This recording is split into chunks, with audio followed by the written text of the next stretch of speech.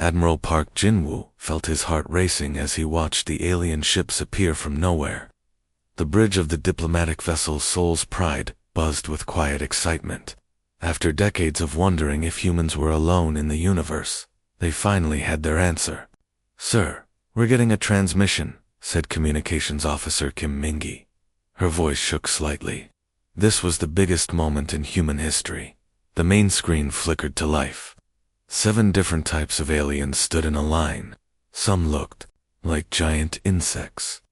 Others had skin that sparkled like diamonds. One looked almost human, but with purple skin and 4 arms. The tallest alien stepped forward. When it spoke, the computer translated its words into Korean. "Greetings, humans of Earth. We are the Zephyrian Collective. We rule this part of the galaxy. We have come to discuss your future." Captain Lee Hun-woo stood next to Admiral Park. He whispered, "Sir, they said rule this part of the galaxy. That doesn't sound very friendly." Admiral Park nodded, but kept his face calm. "This is Admiral Park Jinwoo of Earth. We are honored to meet you. We come in peace, seeking friendship between our peoples." The alien's expression changed. Its eyes became cold.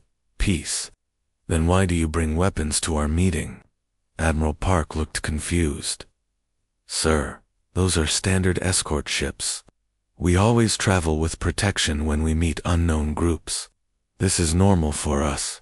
Behind the main alien, the others began talking in their strange languages. Their voices sounded angry. "You lie," the alien said. "You bring warships to a peaceful meeting. This is an act of war." "No, wait," Admiral Park said quickly. "There's been a misunderstanding. Those ships are just the transmission cut off." Lieutenant Commander Cho Sungmin at the weapons station suddenly shouted, "Admiral, all alien ships are powering up their weapons." "What?" Admiral Park spun around. "Signal our escort. Tell them to raise shields but do not fire. We can still fix this." But it was too late. The alien ships fired first. Brilliant beams of energy shot across space. The first blast hit the escort destroyer Busan. The ship exploded instantly, killing all 90 crew members in seconds. "They're targeting us," shouted Kim Minji. Admiral Park grabbed the communications console. "This is Admiral Park to all ships. We are under attack. Repeat, we are under attack. Send word to Earth immediately." The second escort ship, Daegu, managed to fire back, but its weapons barely scratched the alien vessels. Another energy beam cut the ship in half. Captain Lee grabbed Admiral Park's arm. "Sir, we need to get out of here." "No," Admiral Park said firmly.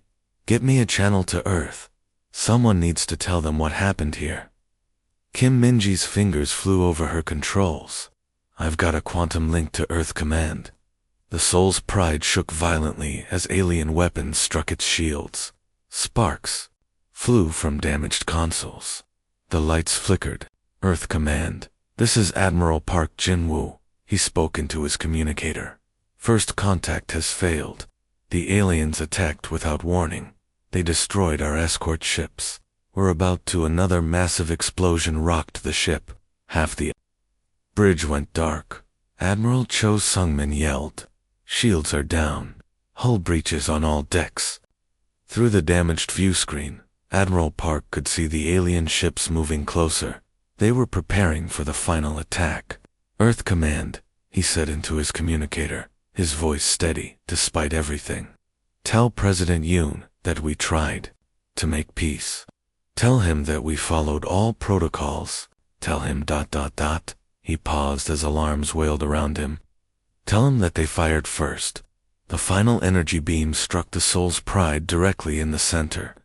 The ship broke apart in a ball of fire and twisted metal. Admiral Park Jinwoo, Captain Lee Han-woo, Kim Minji, and all 197 other crew members died instantly. The alien fleet leader watched the destruction with satisfaction. These humans had been planning to attack them. He was sure of it. Better to end the threat now. He opened a communication channel that would broadcast across the galaxy. This is Supreme Commander Morden of the Zephyrian Collective. The species, called humans from the planet Earth, has committed an act of war against us. We gave them a chance for peace, but they brought weapons to our meeting. The message continued. We hereby give the humans of Earth 72 hours to surrender completely. They must give up all weapons and accept our rule. If they refuse, we will destroy their planet and every human in existence. Across the galaxy, other alien species received this message. Most felt sorry for the humans. The Zephyrian Collective had never lost a war. They controlled thousands of planets and had armies that numbered in the billions. The humans, everyone knew, were just a primitive species that had barely learned to travel between stars. They had maybe a few dozen ships and simple nuclear weapons. Against the mighty collective, they had no chance at all. The galaxy settled in to watch humanity's quick surrender. But on Earth, President Yoon Dae-ho was reading Admiral Park's final message. His hands trembled with rage as he finished. They killed our peace mission, he said quietly to his cabinet. 200 good people who went there with open hands. He stood up slowly and walked to the window overlooking Seoul. They want surrender, he said. Then let's show them what happens when you murder humans who come in peace. President Yoon Dae-ho sat in the deep underground bunker beneath Seoul.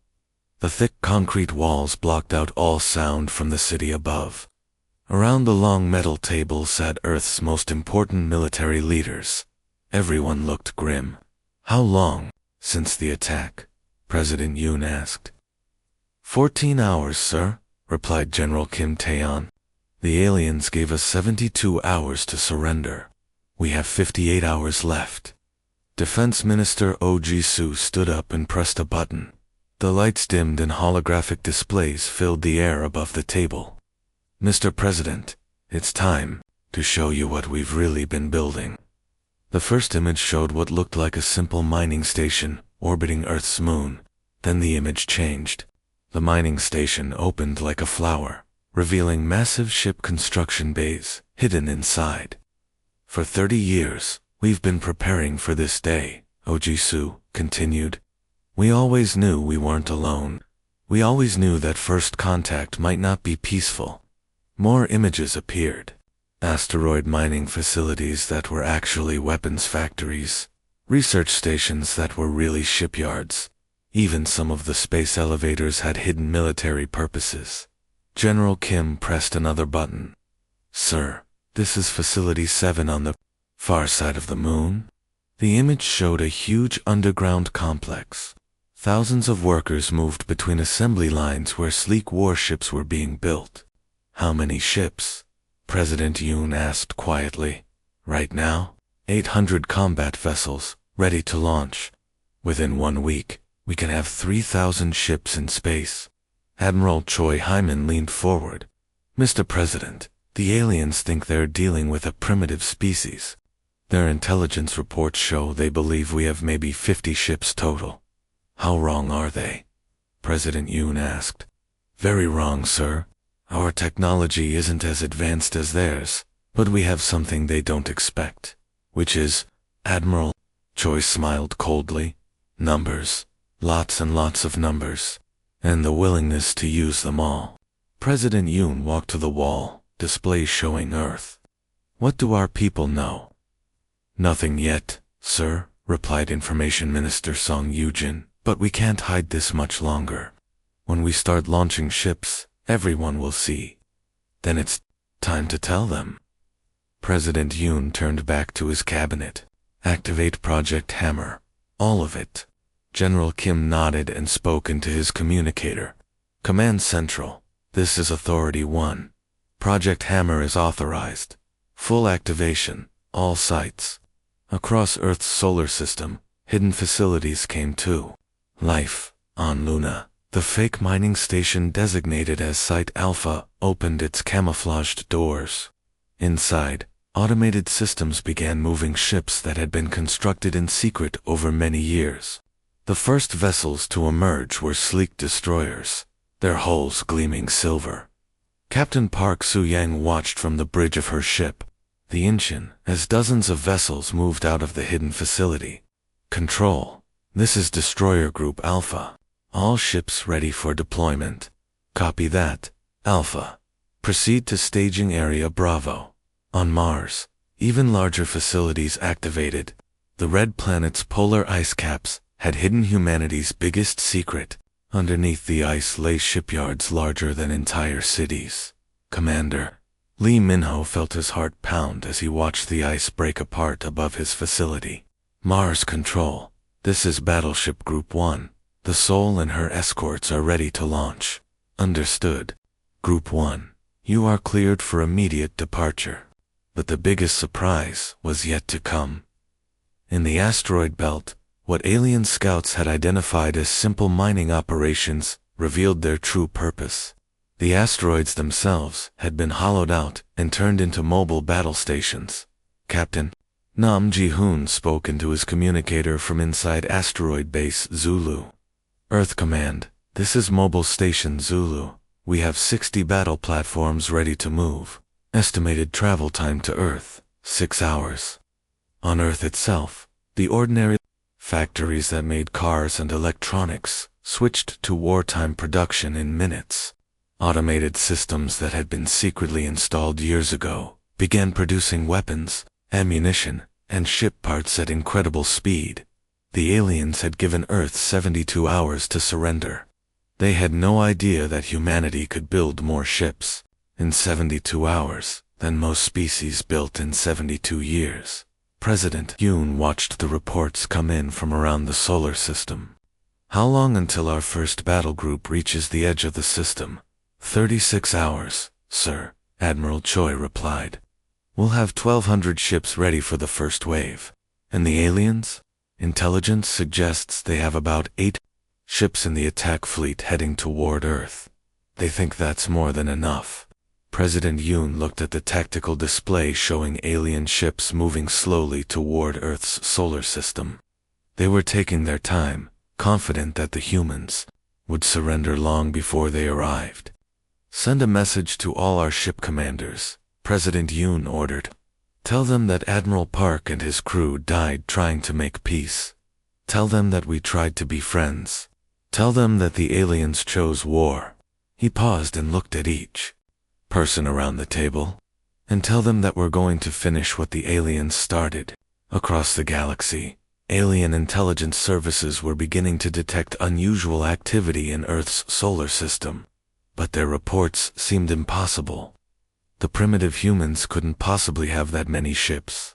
By the time they realized their mistake, it would be far too late. The sleeping giant was awake, and it was very, very angry. Commander Park Soo-yang watched the alien base through her ship's view screen. The Zephyrian forward base floated in space near the planet Kepler 4 to see, looking like a giant metal flower with weapon platforms sticking out like thorns. How many aliens are on that base? She asked her tactical officer. Lieutenant Nam Ji-hoon checked his scanner. About 3,000, ma'am. They have 50 fighter ships docked, and enough weapons to destroy a small planet. Good. We want them alive, for questioning. Park turned to her communications officer. Send the attack signal to all ships. Around the alien base, space suddenly filled with human ships. They had jumped from hyperspace at the exact same moment, surrounding the base completely. The aliens had no time to react.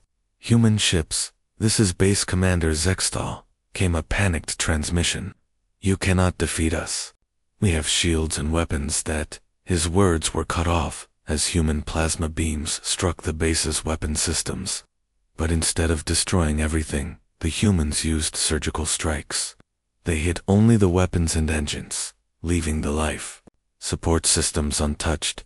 Within 20 minutes, the mighty alien base was helpless.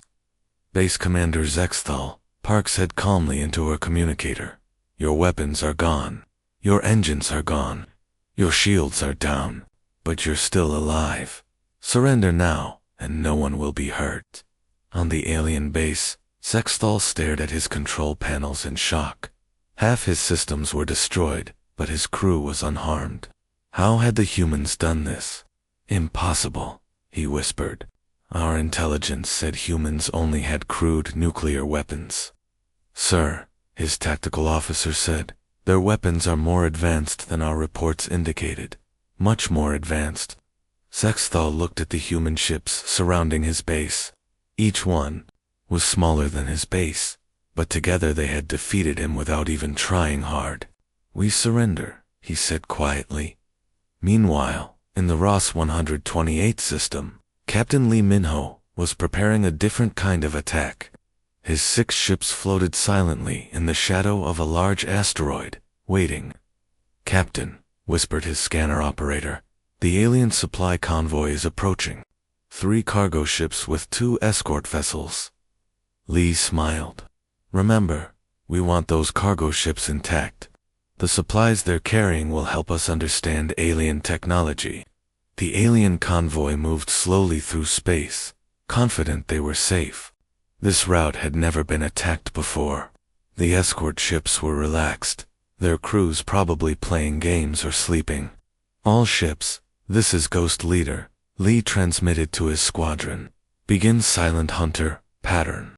The human ships moved like shadows, using the asteroid field for cover. The aliens never saw them coming. The attack lasted only 5 minutes. The alien escort ships found themselves surrounded before they could even send a distress signal.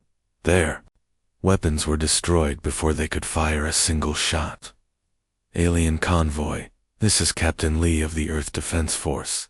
Your escort ships are disabled. Surrender your cargo ships and your crews will not be harmed. The alien cargo ship captain, a creature named Veximer, looked at his displays in disbelief.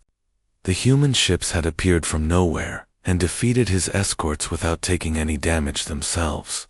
How did they move so quietly? Veximer asked his crew. Our sensors showed nothing.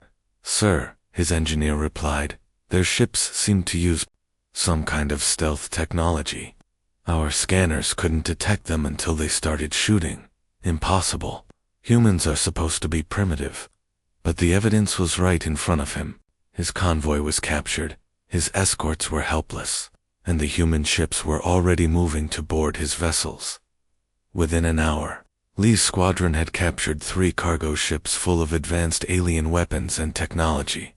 More importantly, they had taken 30 alien prisoners who could provide valuable intelligence back on Earth. President Yoon received reports from across the galaxy. In the past 48 hours, human forces had struck at 12 different alien positions. Every attack had been successful. How are they responding? President Yoon asked General Kim. With confusion, sir. They expected us to either surrender or fight a defensive war around Earth. Instead, we're attacking their supply lines and forward bases across multiple star systems. Defense Minister Oh Jisoo pulled up a galactic map. Sir, look at this. The aliens have been forced to pull ships back from their advance toward Earth to protect their supply convoys. Good. What about their allies? That's the interesting part, sir. 3 alien species have contacted us secretly. They want to provide intelligence about Zephyrian fleet movements. President Yoon raised his eyebrows. They want to help us. Yes, sir. Apparently, the Zephyrian Collective has many enemies. Species they conquered in the past are hoping we can defeat them. Admiral Choi entered the room with more reports. Mr. President, I have updates from Captain Park's strike force. They've captured another alien base, this one with over 5,000 personnel. We now have enough prisoners to understand their military structure. What have we learned? Their biggest weakness, sir. They've never fought a war against an equal opponent. For hundreds of years, they've only attacked species much weaker than themselves. They don't know how to handle real resistance. President Yoon nodded thoughtfully. Then let's give them more resistance than they can handle. How many ships do we have in active combat zones now? 2,000, sir, with more launching every day. And the aliens? They started with about 1,200 ships spread across their territory. But they've lost over 200 vessels in the past week, and they're having supply problems because we keep capturing their convoys. President Yoon looked at the tactical displays, showing human ships operating deep in alien territory. Excellent. Send word to all commanders. We're not just defending Earth anymore. We're taking this war to them. Admiral Choi Hyman stood on the bridge of her flagship, the massive battleship Incheon. Through the main view screen, she could see the alien planet Harmony 7 spinning slowly in space. The planet had been under Zephyrian control for 20 years. Admiral, reported Captain Kang Min Seo, we're receiving transmissions from the planet's surface. The native population is asking if we're really here to free them. Choi nodded. Tell them yes. And tell them to stay in their shelters until we've cleared out the alien occupation forces. 6 months had passed since the war began. What the Zephyrians had planned as a quick victory had turned into their worst nightmare. The humans were not only fighting back, they were winning. Ma'am, said Communications Officer Yu Jimin, we're getting a priority message from Earth Command. The holographic display showed President Yoon in the underground command center. Admiral Choi, I have news. 2 more species have left the Zephyrian Collective. Which ones, sir? The Veltar and the Shindari. They've declared the war unwinnable and withdrawn all their ships. That leaves the collective with only 5 member species. Choi smiled grimly. Sir, that means they've lost almost half their fleet strength. Exactly. How's the liberation of Harmony 7 going? We'll have the planet free within 12 hours, sir. On the planet's surface, Zephyrian Garrison Commander Morkex watched his scanners with growing panic. Hundreds of human ships filled the sky above his planet. His garrison of 5,000 soldiers was outnumbered 10 to 1. Sir, his communications officer said nervously, the humans are demanding our surrender. They say if we give up now, we won't be harmed. Morkex had been a soldier for 30 years. He had conquered 12 different planets for the collective, but he had never faced anything like these humans. How many ships do they have up there? He asked. Over 300, sir. And they're not attacking our cities. They're only targeting our military bases. This was what confused Morkex the most. The humans could easily destroy the entire planet, but they were being careful to avoid harming the civilian population. Sir, his tactical officer interrupted. Human ground forces are landing at all our major bases. They're surrounding us. Through his office window, Morkex could see human transport ships landing nearby. Soldiers in advanced armor were moving toward his command center, but they weren't shooting at everything in sight. They were being precise, professional. Commander Morkex, came a voice over his communicator. This is General Lim Jae-won of the Earth Liberation Force. Your bases are surrounded. Surrender now, and your soldiers will be treated well. Morkex looked at his displays. His weapons were outnumbered, his ships were gone, and his soldiers were surrounded. But the humans were offering mercy. We surrender, he said quietly. Meanwhile, in space near the collective's home systems, the tide of war was turning completely. Supreme Commander Mordell stared at reports that seemed impossible. How many systems have we lost? He asked his intelligence chief. 17, sir. The humans have liberated 17 star systems in the past month. Everywhere they go, the local populations welcome them as heroes. And our losses. Over 60% of our fleet, sir. Many of our best commanders are now prisoners. Morden walked to the large display showing the current war situation. Red markers showed human-controlled space, which now extended deep into former collective territory. How is this possible? He demanded. They're just one planet, his chief scientist, a tall alien with blue skin, stepped forward. Sir, our initial intelligence was completely wrong. The humans don't fight like any species we've encountered. They use something called total war. Explain. Most species fight with professional armies and try to avoid damaging important infrastructure. Humans mobilize their entire civilization for war. Every factory, every scientist, every worker becomes part of their war effort. Morden studied the tactical displays. What about their casualties? They must be losing millions of soldiers.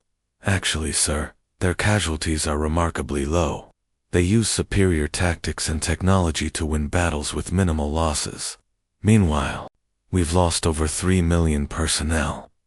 Back on Earth, President Yoon met with his war council. The mood was very different from 6 months ago. Instead of desperation, there was confidence. Mr. President, reported Defense Minister Oh Ji-soo, our industrial output has increased by 400%. We're now building ships faster than we're losing them in combat. What about public support? Very high, sir. The people understand that we tried for peace first. They support finishing this war completely. General Kim pulled up new intelligence reports. Sir, we've learned something important from our prisoners. The collective has never faced a long war before. Their member species are starting to question whether they should continue fighting. How many species are left in the collective? 5, sir, down from the original 9. And intelligence suggests 2 more are considering withdrawal. President Yoon studied the galactic map. Human-controlled space now covered a significant portion of the galaxy recommendations. Admiral Choi's image appeared on the communication screen. Sir, I recommend we begin Phase 4. It's time to attack their core systems directly. Are we ready for that? Yes, sir. We now have superior numbers, better supply lines, and higher morale. Most importantly, we've proven that the collective can be defeated. President Yoon nodded slowly. Very well. Begin preparations for the final offensive. It's time to end this war. Across the galaxy, other alien species watched with amazement as the humans prepared for their final push. The impossible was happening. A single planet was defeating the most powerful military alliance in known history. The tide had turned completely. Admiral Choi Hyman stood on the bridge of her flagship as 2,000 human ships moved toward the Zephyr Prime star system. This was it, the final battle of the war. The collective's homeworld lay ahead, defended by every remaining alien ship they could gather. Admiral, reported Captain Kang. Minseo, enemy fleet detected. 1,500 ships in defensive formation around their home planet. Through the main view screen, Choi could see the massive alien fleet. Their ships were larger than human vessels, with weapons that glowed menacingly in the darkness of space. But she was not afraid.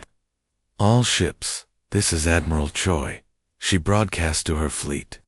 6 months ago, they murdered Admiral Park and 200 peaceful diplomats. Today, we finish what they started. On the planet below, Supreme Commander Morden watched the approaching human fleet with growing dread. His intelligence officers had told him this day would come, but he had refused to believe it. Sir, his tactical officer said nervously, the human fleet is enormous. We count over 2,000 vessels. Impossible, Morden replied. They are just one primitive planet. How can they have so many ships? But the evidence was right in front of him. The humans had built the largest fleet in galactic history. The battle began when Commander Park Jung-ho led the first wave of attack. His carrier group released thousands of small fighter drones that swarmed toward the alien lines like angry insects. Focus on the drones, ordered collective fleet commander Zexko. Destroy them before they reach our ships. But while the aliens were busy shooting at the drones, Captain Kim Sun-woo's heavy destroyers appeared behind their formation. The human ships had used the drone attack as a distraction. Target their command ships, Admiral Choi ordered. Cut off their ability to coordinate. Human plasma beams lanced through space, striking the alien command vessels with deadly accuracy. Within minutes, the collective fleet lost contact with their central command. The battle raged for 14 hours. Human ships moved like dancers, coordinating their attacks perfectly, while the alien fleet fell into chaos.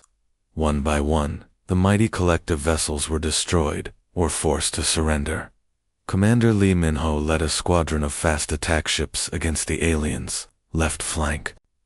His ships moved so quickly that the enemy couldn't track them. "This is Ghost Squadron," he reported to Admiral Choi. "Enemy left flank is collapsing. We have them running." On his flagship, Supreme Commander Morden watched his fleet being systematically destroyed. The humans fought with a precision and determination he had never seen before. "Sir," his communications officer said with a shaking voice, "we're receiving surrender requests from 30 of our ships. They can't take any more damage." Morden looked at his tactical display. More than half his fleet was gone. The humans had barely lost 50 ships. "How?" he whispered. "How did they become so powerful?" The answer was simple, though Morden would never understand it. The humans had been forced to become warriors, and once awakened, they were unstoppable. When the last alien ship surrendered, Admiral Choi opened a channel to the planet below. "Supreme Commander Morden, this is Admiral Choi of the Earth Defense Force. Your fleet is destroyed. Surrender now, and your people will be treated fairly." On the planet's surface, Morden stared at the communication screen. The human admiral looked calm, professional. Not like a conqueror, but like someone who had finished a difficult job. "We surrender," he said quietly. 3 days later, President Yoon arrived at Zephyr Prime, aboard the diplomatic vessel. New Seoul, the Galactic Council, had called an emergency session to discuss the end of the war. The Great Council chamber was filled with representatives from hundreds of worlds. Many had come to see the humans who had accomplished the impossible. Defeating the Zephyrian collective, President Yoon stood at the speaker's podium and looked out at the assembled aliens. Many looked afraid. Others seemed curious. A few appeared respectful. 6 months ago, President Yoon began, we sent Admiral Park Jinwoo and 200 of our finest people to meet you in peace. We came with open hands and open hearts, seeking friendship among the stars. The chamber was completely silent. You murdered them without cause. Then you threatened to destroy our entire world. You gave us a choice, surrender or die. Yoon paused and looked directly at the defeated collective. Representatives, today, I give you our answer. The Zephyrian collective is ended. Never again will any single alliance have the power to threaten peaceful species with extinction. He activated a holographic display showing the new galactic map. Those worlds that wish independence will have it. Those that seek protection may join the new Terran Commonwealth, but as equals, not subjects. We will not rule through fear as you did. An alien representative from the Andromedans stood up. What guarantee do we have that Earth will not become the next conqueror? President Yoon smiled sadly. Because we know the cost of war. We've seen what happens when peace fails. We will defend any peaceful species against aggression, but we will never start a war ourselves. He looked around the chamber one final time. We came in peace. You chose war. The galaxy has seen what happens when you force humanity to fight for survival. Remember this, Earth does not seek conquest, but we will finish any fight that others begin. 6 months later, Ambassador Lee Yuna stood in Earth's new embassy station, orbiting the former collective capital. Behind her, the flags of 63 species flew together, all members of the Terran Commonwealth. Today marks a new age, she announced to the galactic news networks. An age where peaceful species can live without fear of destruction. The Commonwealth fleet stands ready to protect any world that asks for our help. Far from Earth, human patrol ships moved silently through space, keeping watch over the galaxy. They carried a simple message. Never again would a peaceful mission be answered with violence. The humans had kept their promise. They had fired first, but Earth had finished everything.